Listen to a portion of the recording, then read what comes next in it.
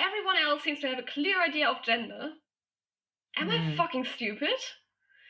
And then you just want to know, right? You want to know what they're all seeing. Yeah. But you don't see it. Yeah. No matter what you do. So I try to do it in a systematic way, and I still failed.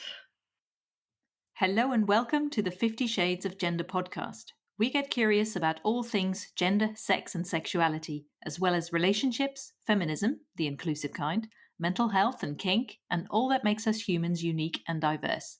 From body positivity to body dysmorphia, it's all welcome here. If you like what we do and want to make a contribution, you can become a patron on Patreon. Visit patreon.com/50 Shades of Gender or buy us a coffee. Links are on the website. Now join us on a journey of inclusion, acceptance and respect. I'm your host, Esther Lemons. I am a cis queer woman and my pronouns are she and her. In this episode, I have a conversation with TALEA BOELSEMS. TALEA uses any pronouns and they are agender and metagender. Find out what that means to TALEA in this episode. We get philosophical and dig deeper into gender identity, and we talk about the challenges with finding language for something just beyond our grasp, nature versus nurture and what is innate in our identity, and peeling away layers and finding nothing. As we start to wrap up the conversation, some more really juicy things came up, so we keep going for about another 10 minutes or so after I thank TALEA for sharing her experience. About a minute or so in, TALEA mentions having aphantasia, which, according to Wikipedia, is the inability to voluntarily create mental images in one's mind. She also mentions the old group that was retired at one point, which refers to a Facebook group set up by Evie Winters. After that, Evie started the You Might Want to Learn More About Trans People Facebook group. It was recorded on the 14th of January 2022. Now let's get into the episode. Hello and welcome. What's your name? My name's TALEA. Hi, nice TALEA. To meet you. Nice to meet you too. So let's talk about your gender experience. The labels that we've talked about a little bit that you've given me are one, especially metagender, is one that I'm very curious about and would like to learn more about. So how did you find it and how do you feel it applies to you and what is it like for you to, identify with that label?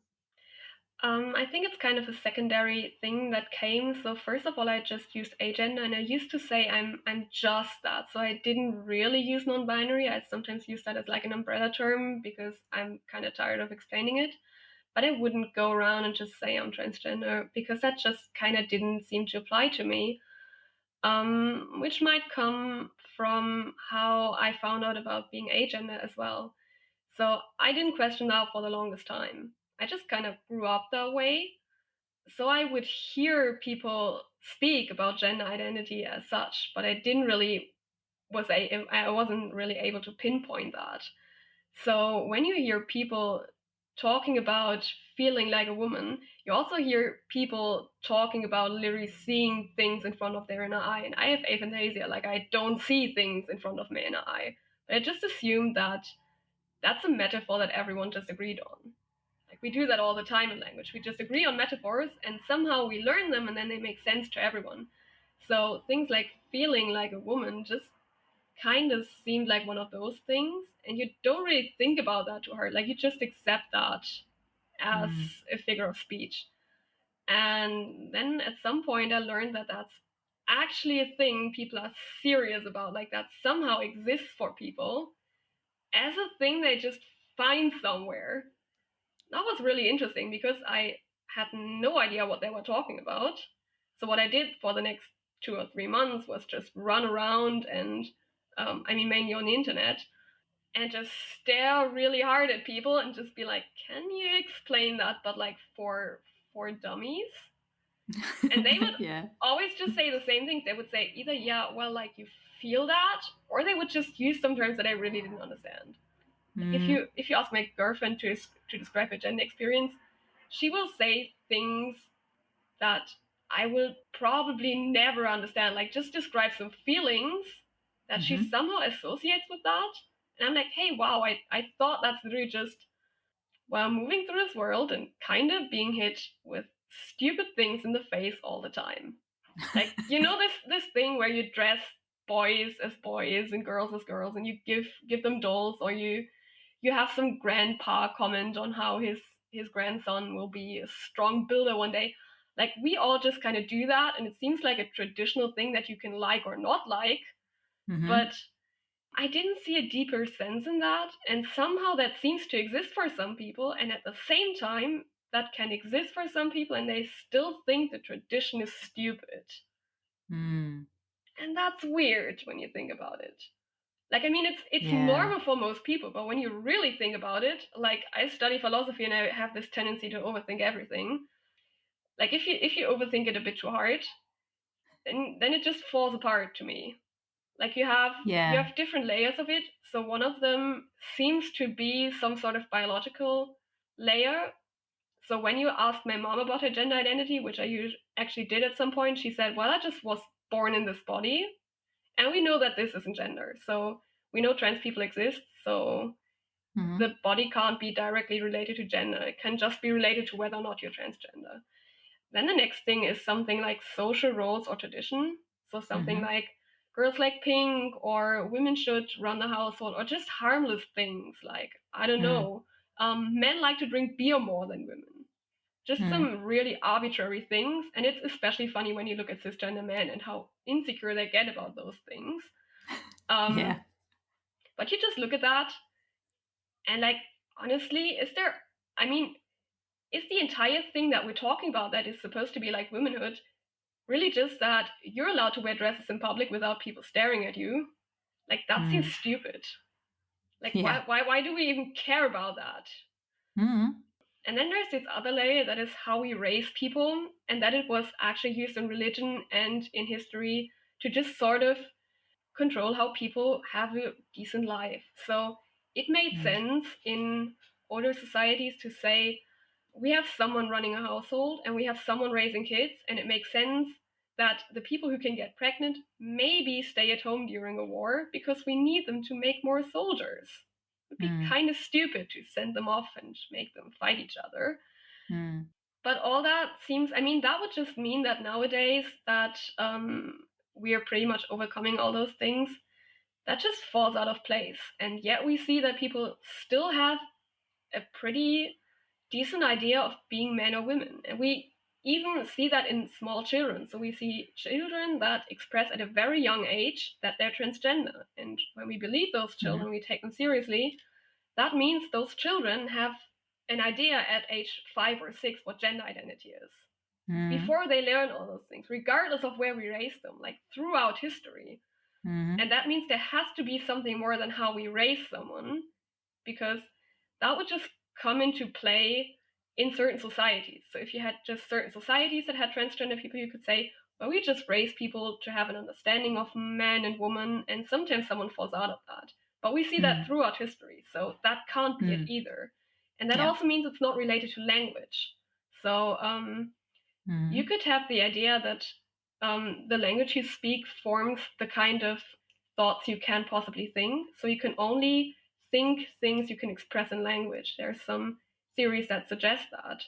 And even then, if you have a word for womanhood, for example, you have that throughout history and throughout different languages. And more interesting is that when you bring together people from different cultures, even nowadays, they seem to kind of have an idea of what a woman is. And they might have slightly different ideas because they're raised in different ways, but ultimately, they're not that far apart. Now, when you take all those things that we just talked about that we know is not gender identity, then the question is kind of what's left. And when you ask people what's left, they just say it's some sort of feeling or identity that they know about. That's just part of them, part of their self. Yeah, so like an innate thing. Yeah, right. So a lot of them say they're born with it. A lot of them also say they're kind of grown into finding out about it. So some seem to not see it immediately. Some seem to know it immediately as soon as they're taught the word for it. But regardless of which of these you look at, it seems to be a thing they found within themselves. So it's not really related to language to find out they are that person. It's just that they need the language to tell us about it. Yeah, that makes sense. And also, if you think about, sometimes people say, oh, like, everyone's, dramatic, everyone's just coming out as trans and non-binary these days. And it's like, well, no, it's a matter of there are more people out about it now. So there is more to connect to and relate to in that. So if you recognize that in yourself, I guess, then it helps you understand yourself more. Whereas in the past, people would be in the closet because they didn't know there was an outside the closet, I guess. They didn't even know that was there, I suppose, because they couldn't see any examples necessarily of people who were living this experience that they could relate to. So the more of that there is out there, I think the more people are then, they see that reflected back in themselves. I mean, yeah, but we also have World War veterans that are coming out in recent years, and those Mm-hmm. people are grandparents at this point. Yeah. And they're coming out now because it's safe now, but they sometimes say they always knew. But what Yeah. we also have is, if we look at non-Western gender identities, like before colonialization, that Mm-hmm. a lot of societies have more than two genders. So it Yeah. doesn't even seem to be a thing of we learn the word now. It seems to be a thing of a lot of societies that are way older than us already Mm-hmm. knew there's something like that. And of course, there's really, really, really different concepts, and not all of them translate to what we would think of as non Mm-hmm. binary, but those exist. And Mm-hmm. those people Totally. weren't taught the same words for it that we use. They were just erased, and they're Mm-hmm. still coming back from that. Mm-hmm. However, even without our framework right now that we have in our somewhat Western culture, these people knew that about themselves. Like Mm-hmm. they didn't need safety to come out. They didn't need to learn a word or to see anyone else. They just grew up with that being normal. Yeah, totally. Like looking back through, like you say, pre-colonization and everything, and people who were like either a third gender or a different gender than the binary. I mean, they probably didn't even have a concept of binaries either. It was just gender was just what it was, or it wasn't even an issue. And from what I've read and everything, is like those people were like they were honored and sacred people in their cultures.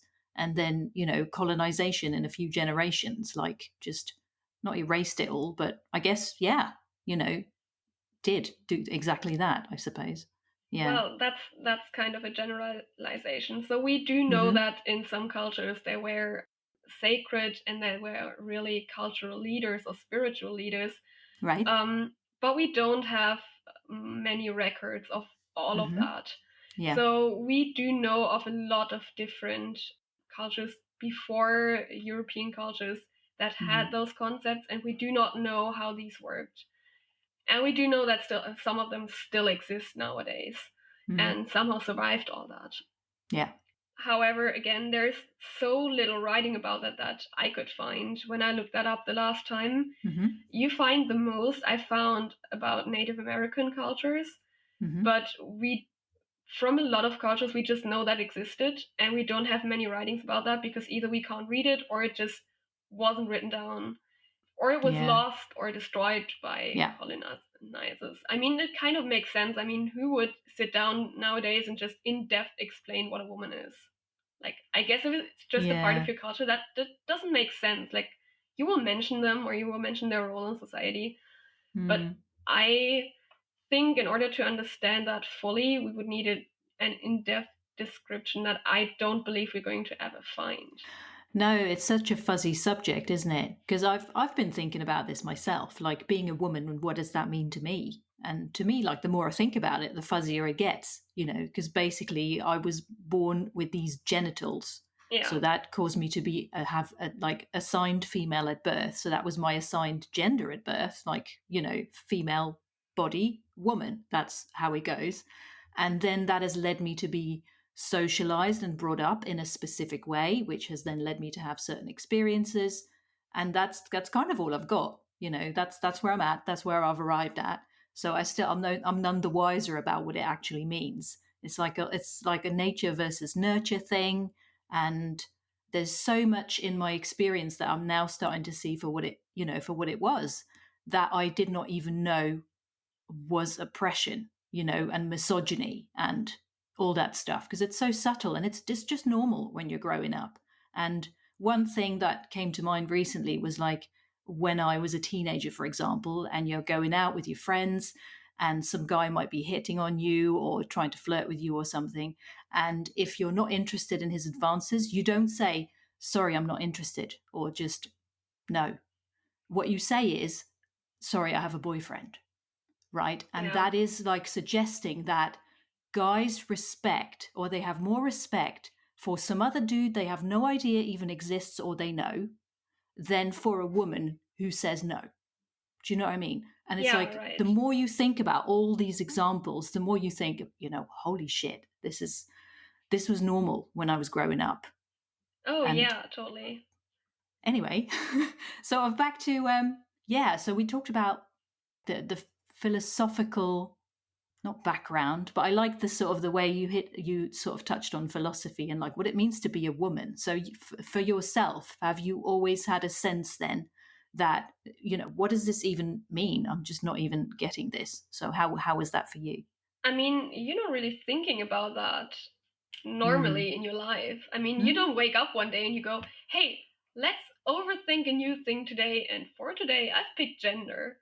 Quite the opposite. I mean, I was Mm-hmm. mostly annoyed by the topic because if you just think of it as a metaphor for a Mm. second, Yeah. it's just everywhere and it's super annoying. I mean, imagine just any figure of speech and it's suddenly everywhere and everyone just bases their personality on it. It's a bit Mm. like zodiac signs in a sense. So if Mm. you don't believe in that stuff, you're not gonna go somewhere where people talk about their zodiac sign Mm-hmm. or just think about how that impacted their past relationships or how their future is Mm. going to look like because of it. You just think, oh, those people are full of shit and I'm not going to deal with them today. I'm just going Mm. to have a nice day full of sane people that are not at that meeting. Yeah. Good, they're all locked up there, and I can have a nice day without meeting them somewhere unsupervised. Yeah. Um, that's kind of how you feel about it. I mean, obviously, there's a lot of shitty experiences that you make when you grow up as a woman. For example, Mm. those things like when you think back that men more often hit on me when I was a teenager than Mm. right now. And you just Mm. think about that later in life and you're like, oh, holy shit, those people knew I was a teenager and they didn't give a shit. And that just made me more attractive to them. Like, that's fucked. Um, and you think back to all those things, and clearly you see them as someone doing something wrong to you because of your gender. But Mm. that doesn't make you sit back and think about what is gender. It just makes you think, why are these guys such fucking assholes? Mm. Right. Like Yeah. you wouldn't sit down and figure out what gender is because of that. Yeah, totally. Yeah. So what sort of, when you did start thinking about gender as such, I suppose, which sort of label did you arrive at first? Was it more to do with non-binary or agender? Oh, it was actually nothing for a really long time. So for a Mm. really long time, I didn't try to like pin myself down. I just tried to Mm. pin the whole concept down. So what Mm. I was doing was not, oh, who am I and how did I arrive here? What I was doing was like, I tried to define gender and my definition wasn't good. How can I fix this? And I tried to define it and I Mm. just wasn't able to.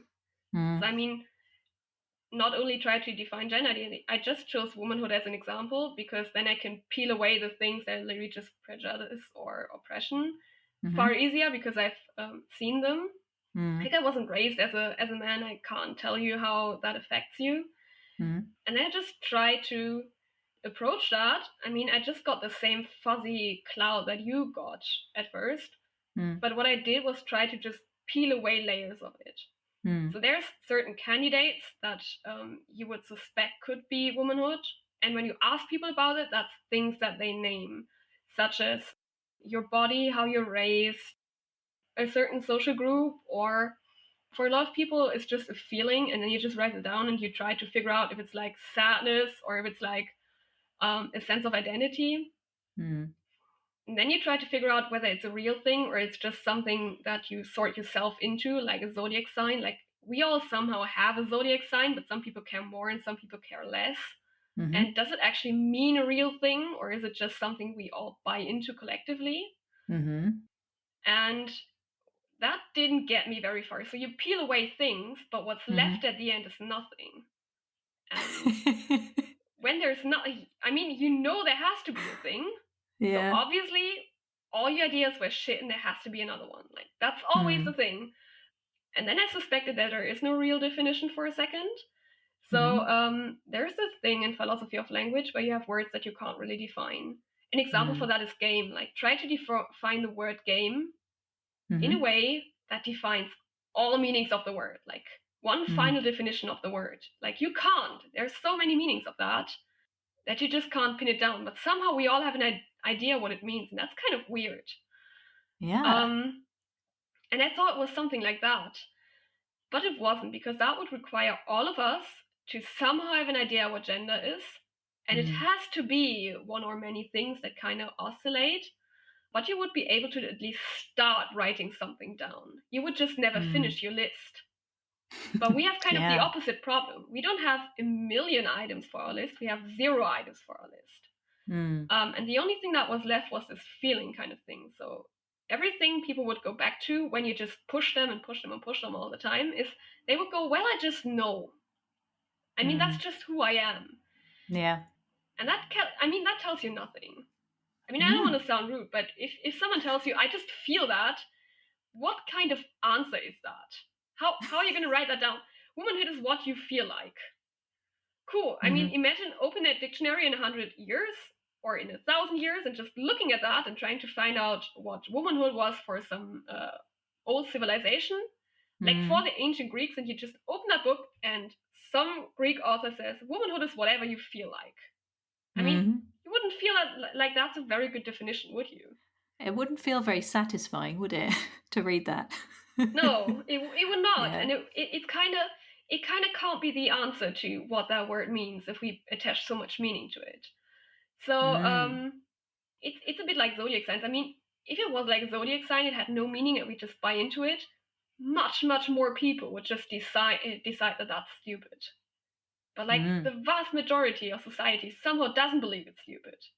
So what zodiac signs are is pretty much either I believe in some sort of universal power that is completely unproven for some reason, or I somehow believe that that's ancient spiritual knowledge, even knowing that zodiac signs kind of change because over time they move over the horizon and our charts aren't really accurate, but that's another topic. Or we think, well, somehow this is some sign that actually says something about myself in one way or another, despite the fact that there's several different versions of zodiac signs in different cultures. Just really weird. And when you read a horoscope, I mean, I've written them for a students' magazine in like 8th grade once, and it's really easy. Like, you just keep it vague enough that it's always going to sound right. And then there's a list of stereotypes attached to each zodiac sign that you can pull out and use for that.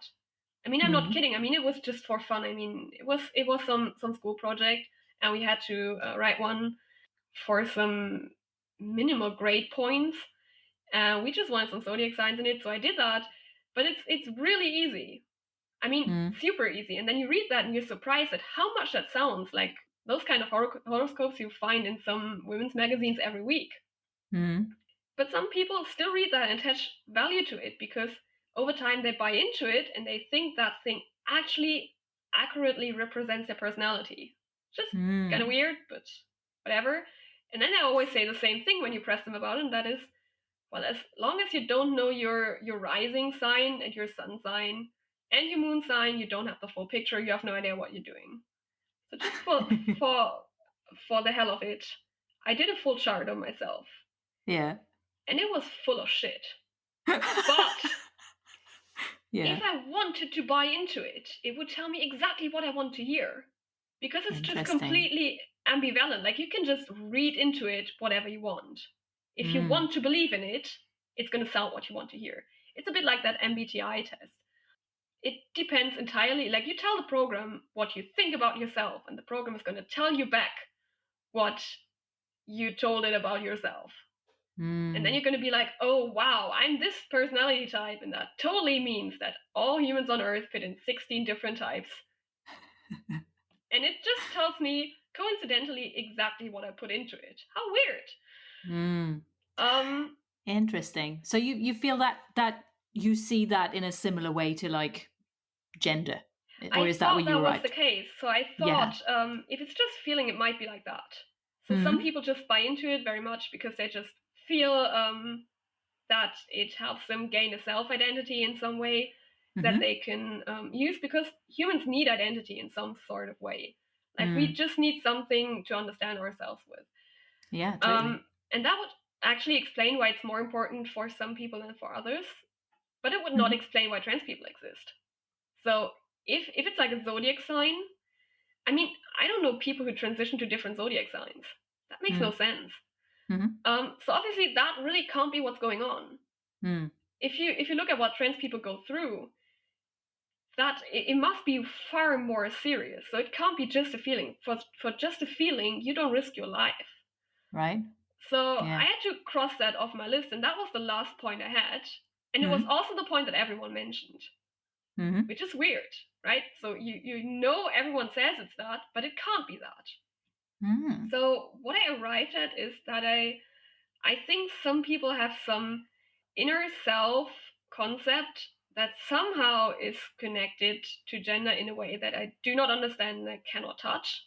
Like Mm. it's just out of my reach somehow. I no matter what I come up with, when I actually put the effort in to check it, then it just crumbles. And the harder Mm. you look at it, the more it just crumbles away. And then you Mm. go from that big fizzy cloud to just everything you touch not being the thing and everything just slipping out of your hands. And then you have nothing. Mm. But Yeah. you know it's really important for other people. Yeah. That's kind of a weird thing. So apparently there's Mm. a word for people who can't pick a thing, literally Yeah. can't figure it out, and that is agender. Mm. And I guess I stuck with that. Mm. But what's really weird to me is that that fell under trans for the most part. Like I didn't Interesting. understand that. Mm. That made no sense to me for multiple reasons. But the most important one basically is that if you're not your assigned gender at birth, but you're also not a different gender than your assigned gender at birth, you're literally neutral to all that.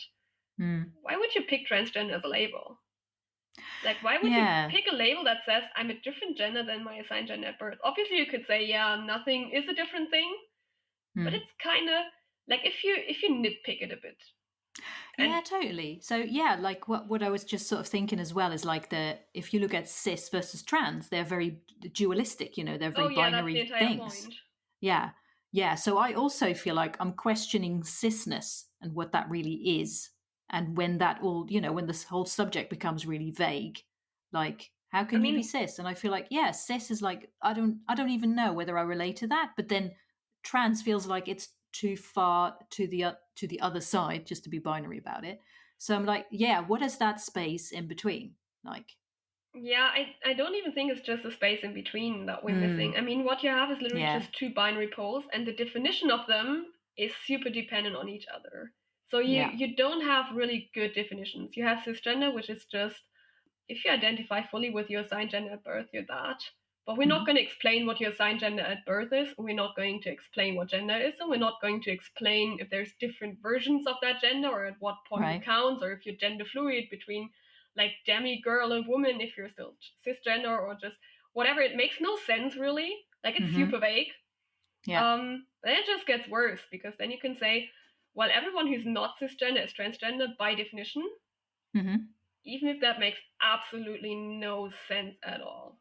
mm, Like, there's more people than just agender people who can raise an eyebrow at that. So, for example, if you were to discover some lonely island and you had some sort of people on there that have been living there for thousands of years, completely away from Western civilization or completely away from colonialism, like someone we literally never visited, mm-hmm, if for some stupid reason we decided to actually land on their island and talk to them, however, you're yeah, just gonna figure it out, mm-hmm, then it would be kind of weird to say that if these people have cultural gender identities different than ours, they're somehow all transgender.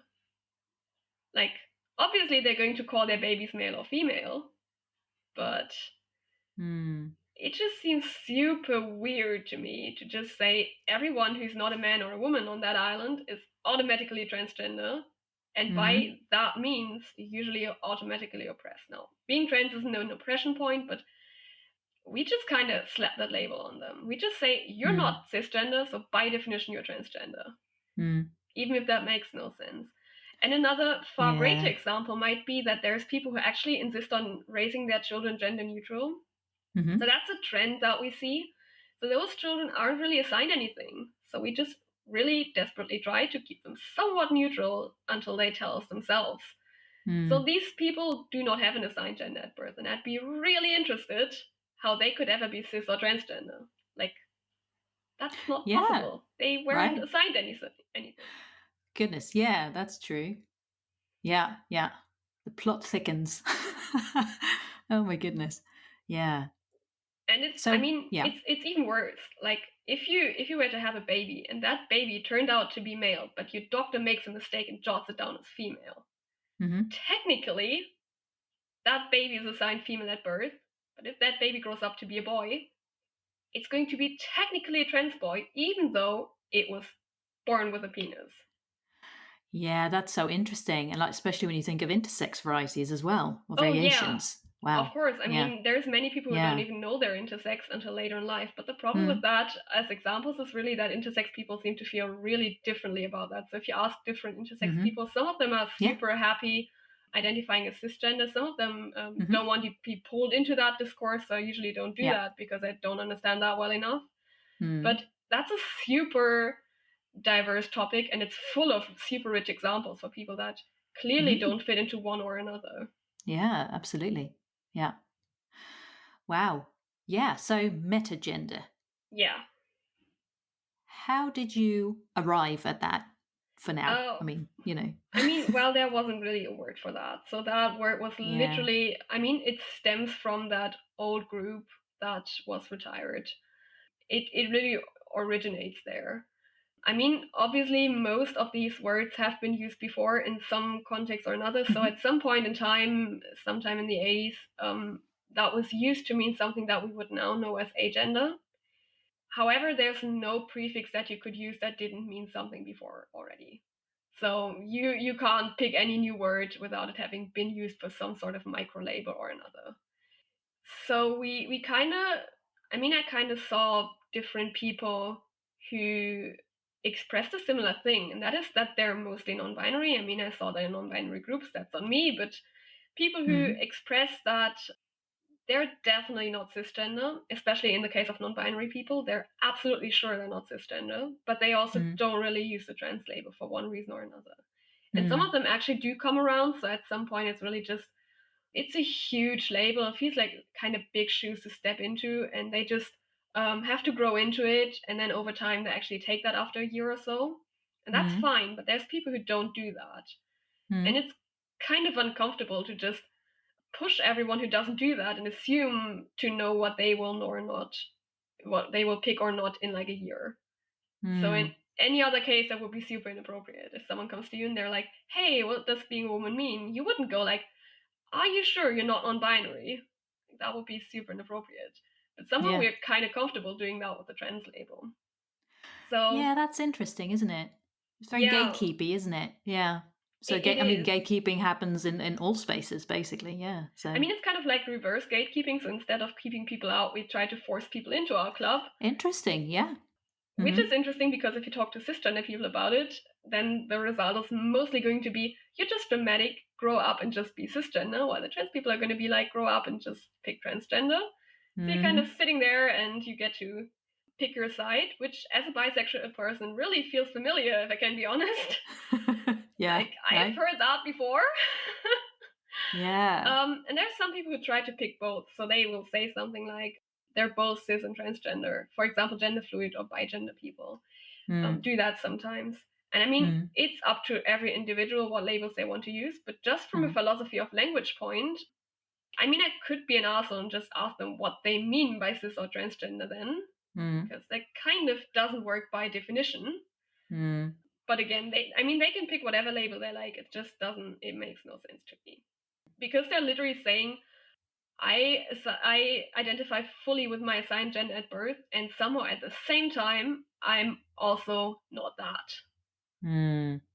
And that's kind of Wow. like at the same Interesting. time. Mm-hmm.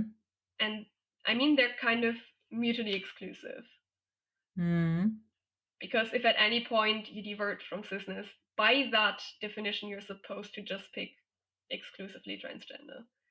Now, Mm. again, you can't force anyone to do that, but from a language standpoint, that is what the definition they use means. So obviously, my choices there were to say just, well, I'm neither of that. That's kind of a shitty word. Like, you don't want to run around and just say, yeah, I'm not A and I'm not B, but I'm not going to tell you what I am. Like, just neither that nor that. Like, if I ask you for your favorite ice cream and say, well, neither chocolate nor vanilla, I mean, that would be a stupid answer. Yeah. And there's like many different other options. Totally. Yeah.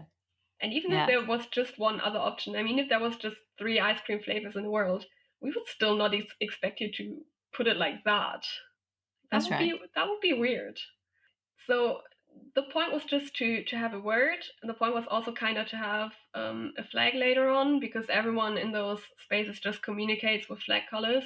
It's somehow, Mm. I mean, it's kind of like Sheldon Cooper's fun with flags. It's at some point you just know way too many of them because everyone will always put their flag colors in everything. I don't Yeah. really understand that, but that's a Mm. different point entirely. And there needed to be another word, and the only prefixes that could somewhat work were either meta, which also has a connection to chemistry, where cis and trans come from, or ultra. Okay. Mm. And I mean, ultra gender just sounds like you're a massive prick. It's just, there's no nice way of putting that, but introducing yourself and saying, hey, I'm ultra gender, it just sounds like you need help.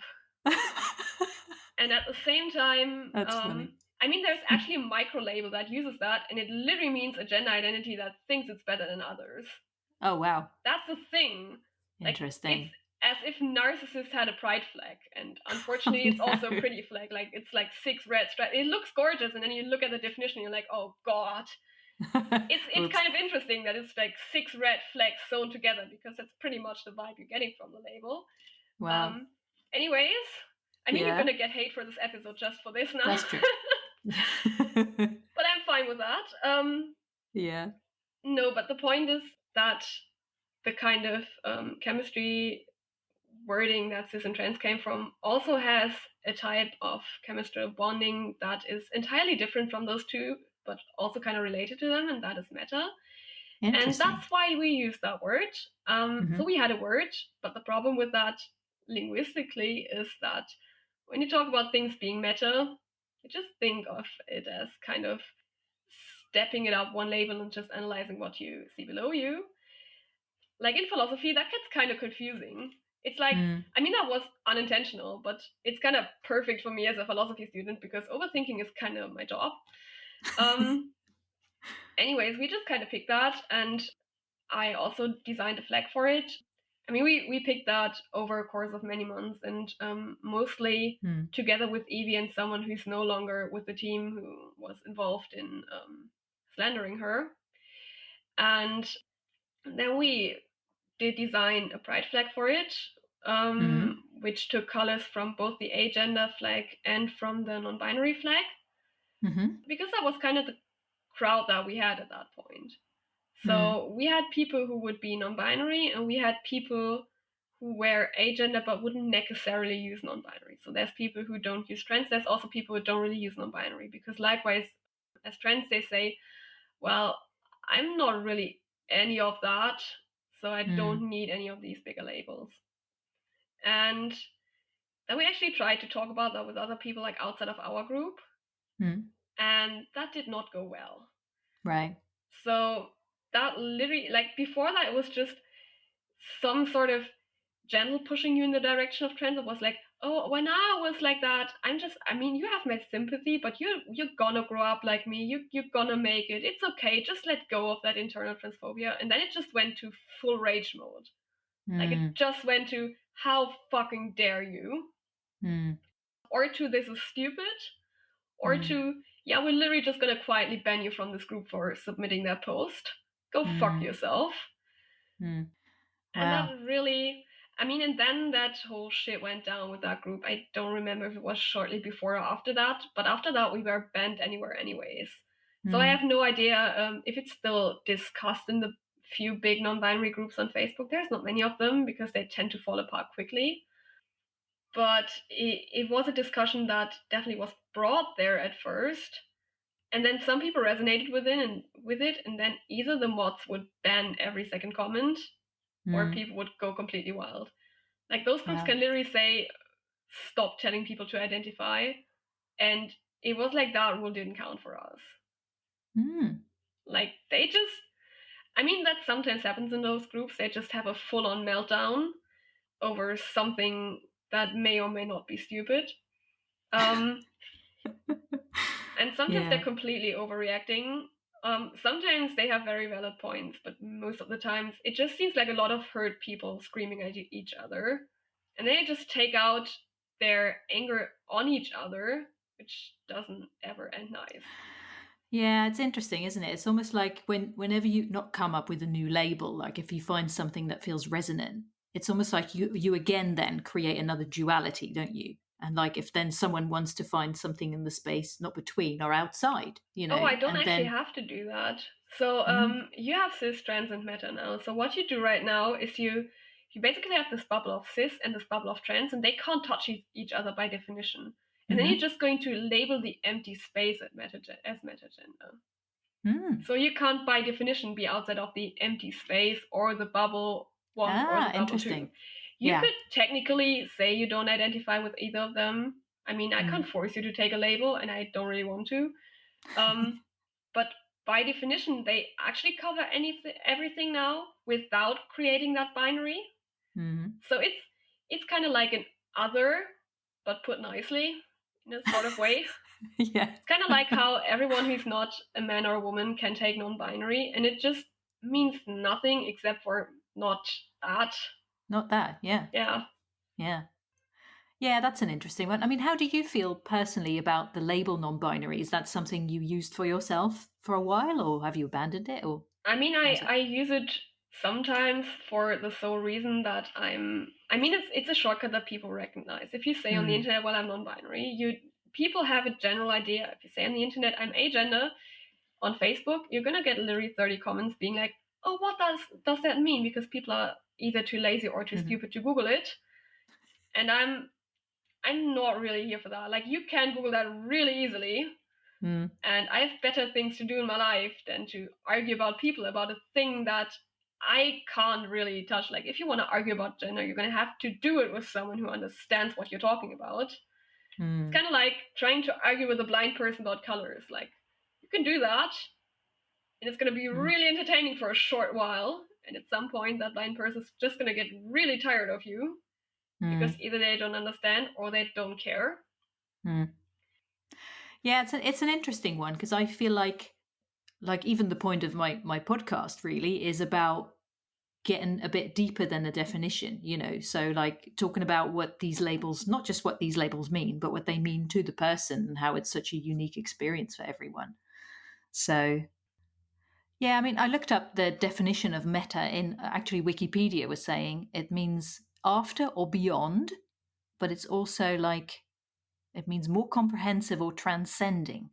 Oh, and yeah, I thought, that's the definition that we use in philosophy when we talk about yeah, a meta layer of things.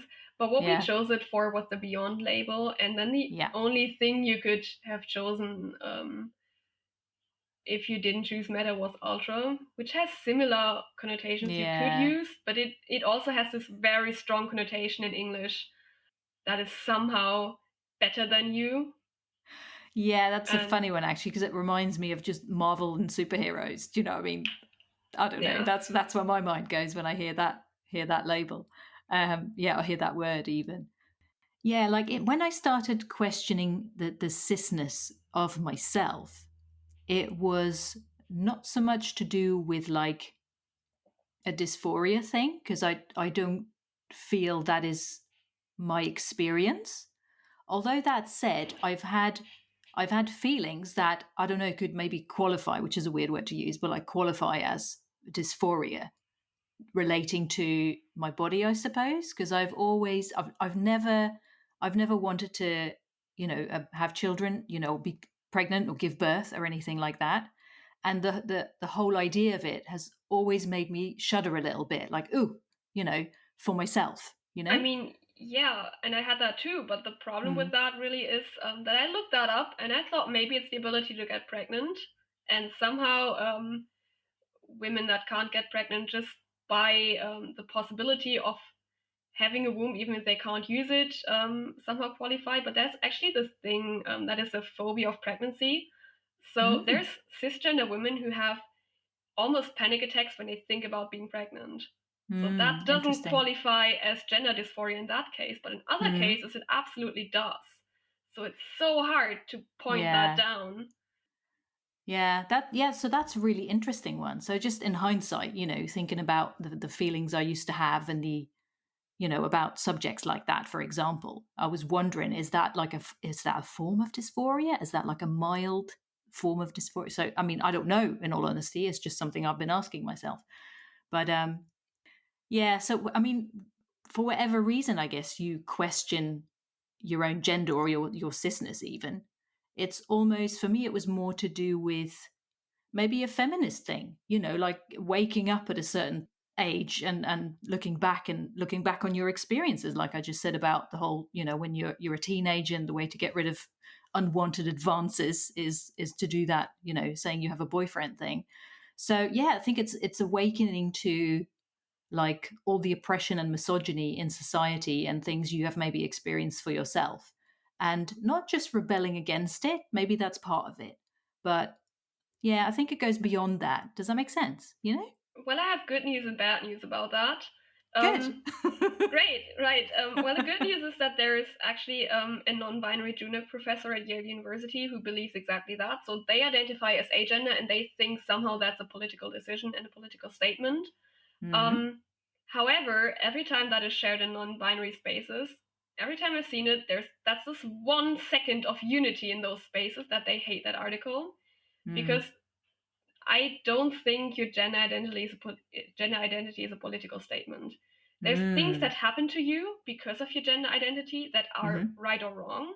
mm, However, if you would take a trans woman and transport her to some lonely island, she would still be a woman. She wouldn't just magically mm. identify as a man just because she doesn't have a society There's no around her anymore. influences. Yeah, Right. yeah. And we see that with really small children in all those different societies, and they all had Mm, different challenges. And still, that's somewhat consistent. So, of mm, course, you can rebel against the system. You can say, well, it's stupid what we're doing right now, but what you're rebelling against is mm, two things. It's first of all this layer of oppression, but that is mm. directly connected to the gender roles we have in society. Yeah. And those are often confused. So the Mm, thing you have a problem with, rightfully, is gender roles, and you can totally mm. rebel against them. Yeah. However, I mean, David Bowie did that in the 70s by wearing that dress and Mm, standing to that. But David Bowie was still a man, no mm, matter how many dresses he wore, and like he insisted on that. So you can rebel against gender as we use it in society, but that doesn't mean it changes who you are as a person. oh yeah, totally. Um, Yeah, so, I mean, even if you were a yeah, transgender man, you still would have the right to speak up for what happened to you in the past. It has yeah. nothing to do with which gender identity is your own. Yeah, that's so interesting. So the words you just said are like, it doesn't change you as a person. And that's such a good point, because I feel like rather than it changing me, I feel like I'm just digging deeper and finding out more of who I am, like who I really am. And that's probably a very philosophical question in itself. So yeah, I mean, I don't feel like the labels of agender or non-binary suit me, to be honest. I don't know if I might arrive at that one day. I've no idea. But at the moment, I feel like I'm still in this space between, just sort of questioning things. So yeah, but I like the idea and the term and the meaning, like the deeper meaning of metagender. And I want to look up the chemical, thing because I'm a nerd. So yeah, that's going to be interesting to look up. Right. I Yeah. mean, if you want to arrive at a gender identity thing, you would really have to ask yourself, if you were to move into some lonely cabin in the woods for a year, what would you want to be seen as? when you come out of that? Like, would you care if people call you sir after that, or would you not? Mm. And that's kind of, I mean, you're not going to have an answer immediately to that, or maybe your answer changes over time. Mm. But if you arrive at trying to figure out a gender identity, you should maybe come back to that and ask yourself if that still stands outside of your current society. Because if it Yeah. doesn't, then whatever you found out is still in relation to what's happening to you now. And that's valid. I mean, there's a lot of shitty things that happen to you. Mm. And those were wrong to happen to you. And it's totally understandable if they had a deep impact on you and on your personality. Mm. But it doesn't seem like gender identity is connected to that in this deep way for a lot of people. Or otherwise, it would make absolutely no sense for trans women to ever come out because they would benefit from that Yeah. privilege. And that's a turf talking point they always make. So they don't understand why you would willingly give up your privilege as a man to live as a woman, unless you're a total creep and try to use that to rape women in bathrooms, I guess. And I mean, it's an understandable thing to go to say, I just want to rid myself of all of that. And you should. I mean, you deserve not being oppressed in your life by other genders. But that doesn't really have an impact on who you are as a person. I mean, it Yeah, does, that's but like not the on that level. innateness. Yeah, Right. so there's like the innate sense of self, which is kind of like, it almost feels like a solid thing that we discover rather than something that changes, or maybe it does both. I don't know, I mean, it changes for factuality, gender but fluid people, but don't ask me how yeah, that works. yeah, it's really interesting how everyone seems to have their own. Just it's all everyone's unique experience, is it? And I mean, I can definitely not relate to, that's probably not the right thing to say, but like if someone tells me about their struggles and having gender dysphoria, I mean that sounds so challenging, and those are challenges that I haven't had in my life, so that is also not a space I feel like I can occupy. Do you know what I mean? So if I were questioning my cisness and being like, well, maybe I come to the conclusion that I don't relate to the term cis, I also can't embrace the term trans for myself because Oh, I that's feel like I haven't. It's almost like I don't. Sounds like a weird thing to say, but it's almost like no, I don't deserve that space. I have oh, not had that's those struggles, and it's like it feels like diminishing or dismissing those struggles if I wanted to be in that space, I like mean, where I'm standing. that's a thing we heard like 3 times a week in that old big transgender group. Interesting. Um, so that's how a lot of people feel, that they just that those are really big shoes to fill, and that you need to struggle really hard, and that your life is Mm. basically horrible, and that you're really oppressed. No, but really, I mean, people come there and they're Yeah. like, I don't feel oppressed in my life, I can't be transgender, but that's not how that works. Yeah, So that's an interesting one. Yeah. it's neither related to gender dysphoria nor is it related Yeah. to Yeah. I mean, it's also not related to gender euphoria. Some people really just Mm. don't have any negative feelings. They just feel really, really great about themselves Yeah. if they discover their thing. Yeah, that's such a good point. Obviously, gender dysphoria is not a prerequisite for being trans. No, Yeah. and it's also not about oppression. Like in an ideal Mm. world where we wouldn't have any oppression anymore about like for any gender, you would Mm. still have trans people. We'd just not kill them. So Mm. right now that trans people are oppressed does not mean that you have to be oppressed to claim the label. Quite the opposite. I Mm. mean, if you claim that label and you're doing really well in your life, that just means over time we changed and we became better and we just stopped oppressing you that much as we would have 50 years ago.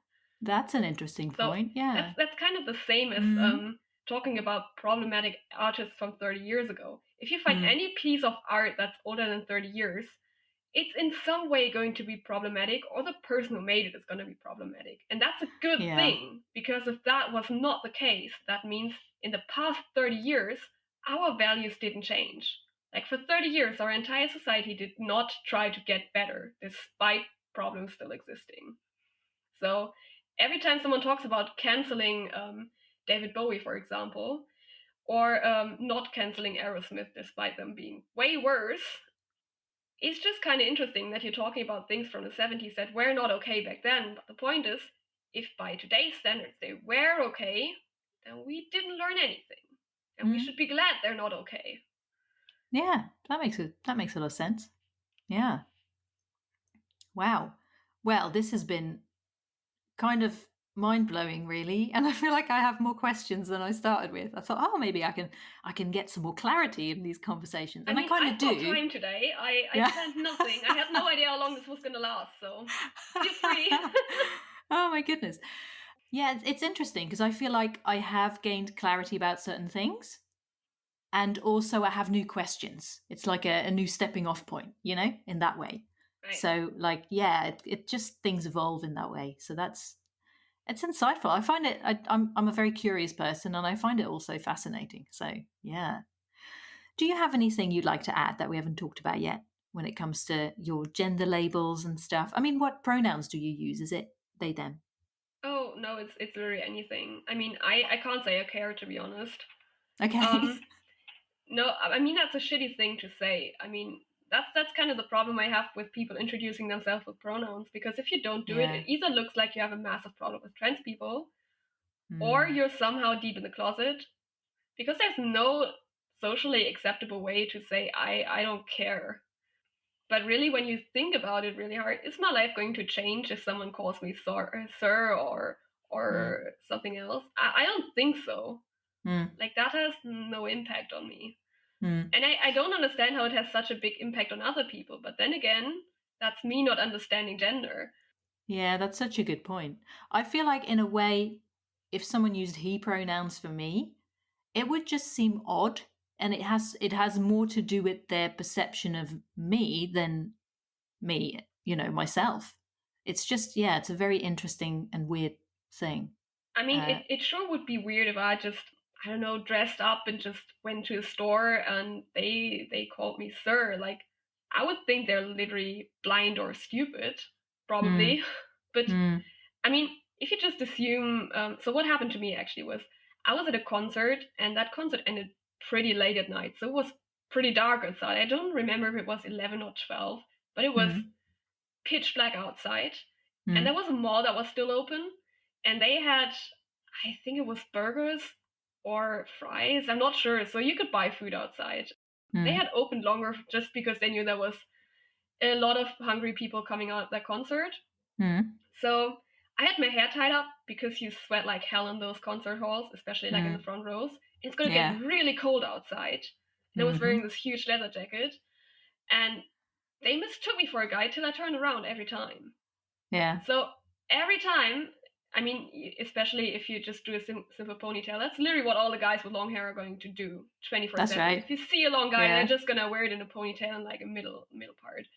Mm-hmm. So I was wearing a thick sweater, and then I was wearing the leather jacket, and Mm. obviously I was sweating like hell. But it was cold outside, so taking those off is like an instant flu. Mm. So I was probably looking pretty white from the back, I guess. Mm. So people just would mistake me for that. So it's kind Mm. of weird to realize they're talking to you. And then you turn around, they're like, "Oh my god, sorry." Yeah. But at the same time, what trans people and what other people seem to describe is that it really, really, really hurts them. And it's not just a feeling of novelty; it's just Mm. one of Yeah. disgust or one of anger. And honestly, I think if I got used to it, I don't think I would care. Mm. Like, Mm. sure, it's weird if they do it now because that's just not how you're used to people perceiving you. But is it Mm. gonna do anything that hurts you? Mm. Interesting. Yeah. So, okay. Any old pronouns? Why not? I don't think I have any more questions. I think I did ask you just now, like, do you have anything that you'd like to add when it comes to gender before I asked you about your pronouns? So, is there anything else that you not can think of? really. No, No. I think no, for me, not for me either. So that might be a good place to finish up on then, I suppose. Well, thank you very much for sharing. Well, thank you for having me. Nice. Okay. Yeah, I guess I'll cut it there then. It's going to be, I think, when I take out the intro, it's going to be about an hour's long episode. So Right. I think that's pretty good. That's pretty good. So yeah, how was that for you? I mean, I've never done a podcast before, so that's kind of an interesting experience. I'm kind of glad Mm. my internet didn't skip out. Yeah, me too. But what's really interesting is that Yeah. a lot of the things you're describing right now is some place I've been at before as well.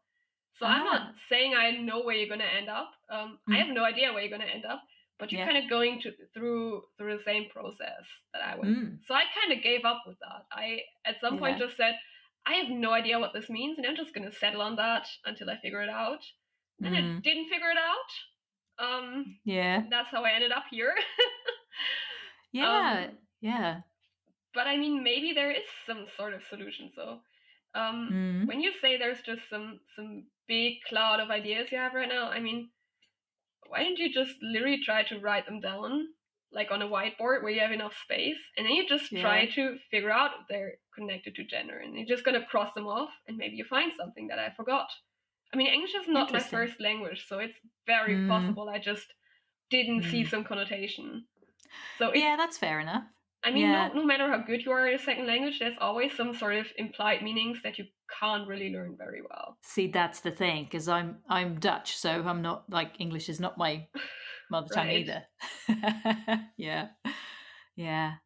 Yeah, that's true. I mean, I feel like I am in a questioning place, but I'm not like it's not something that occupies my brain every day. It's like, oh my god, what's my gender? It's not like that. I'm just like I feel like I have this curiosity, and it's just out there, and I feel like I just pick up whatever sort of floats down towards me. Oh, Do you know what I mean? So yeah, I yeah. feel I like mean, it mm, wasn't really a pressing thing for me either to just find mm, out my gender. Like I mm-hmm, need to know that about myself. It was just I yeah, hated that I was not able to define that word.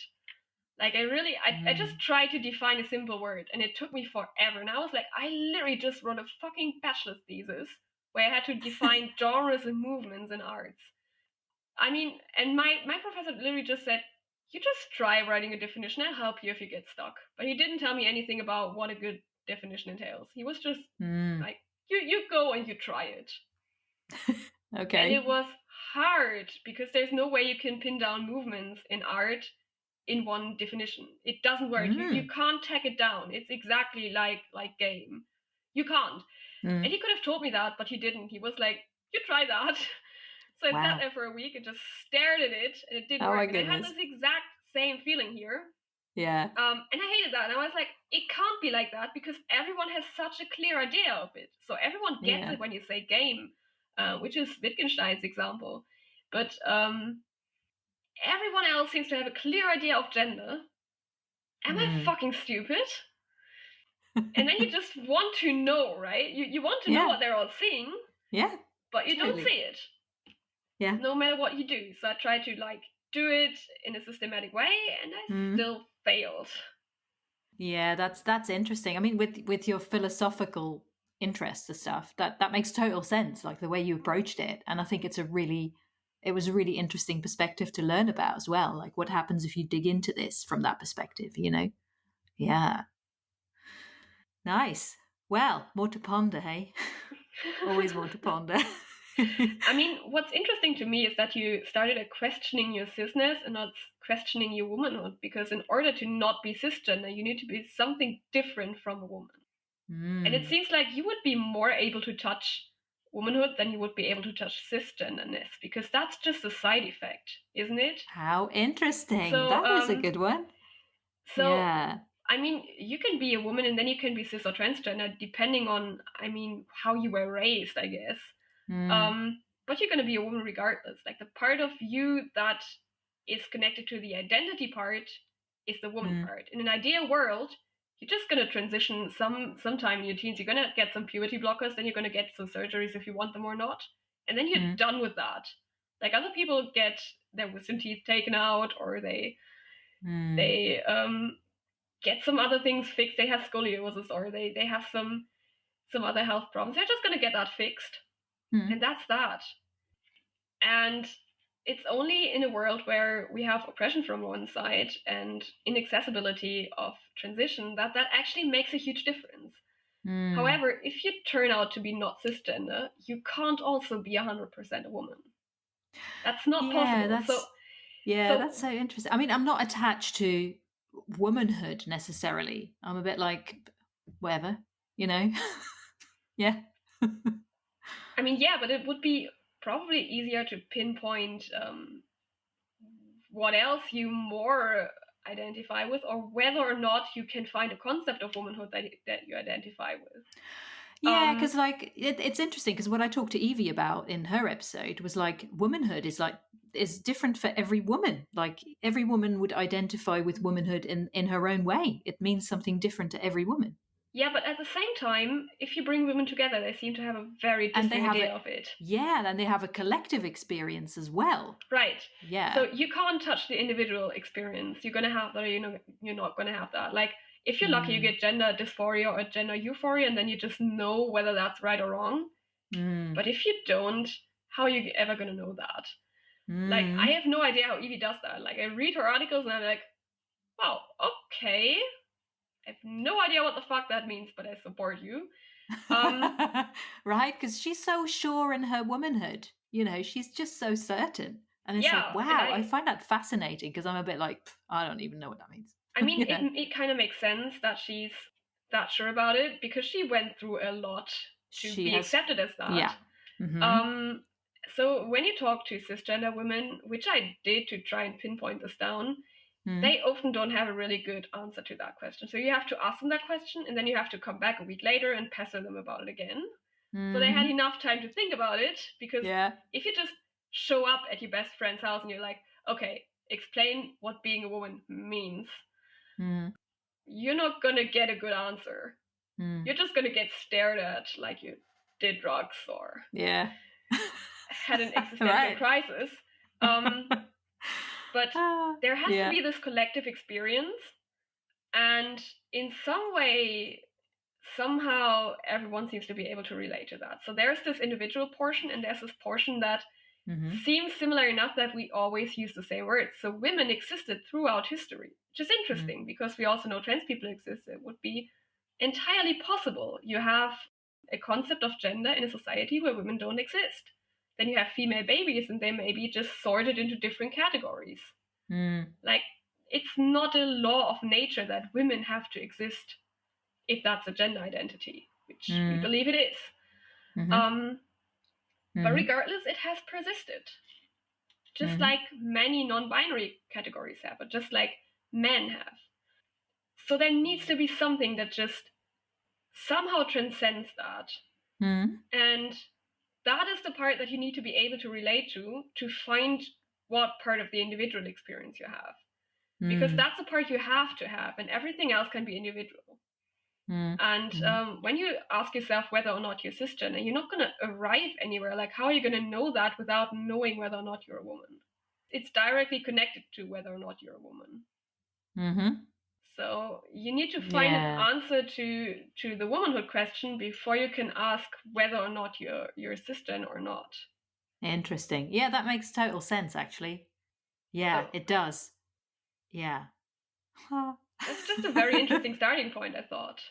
Yeah, like, I guess it is. Yeah, I hadn't considered it that way. So, but yeah, it totally is. Yeah. Oh, like I feel like the cogs are turning now, and I'm like, oh, amazing. Well, you've given me a lot of food for thought anyway. So, yeah. You can find out more details on the website at 50shadesofgender.com/TALEA, which is TALEA, where you can also read the transcript. Thank you for listening to the 50 Shades of Gender podcast. You can find us online at 50shadesofgender.com, on social media, and on YouTube. Again, if you'd like to support us, please consider becoming a patron on Patreon. Visit patreon.com/50 Shades of Gender or buy us a coffee. Links are on the website. We hope you will listen again. Until then, stay curious and open-minded.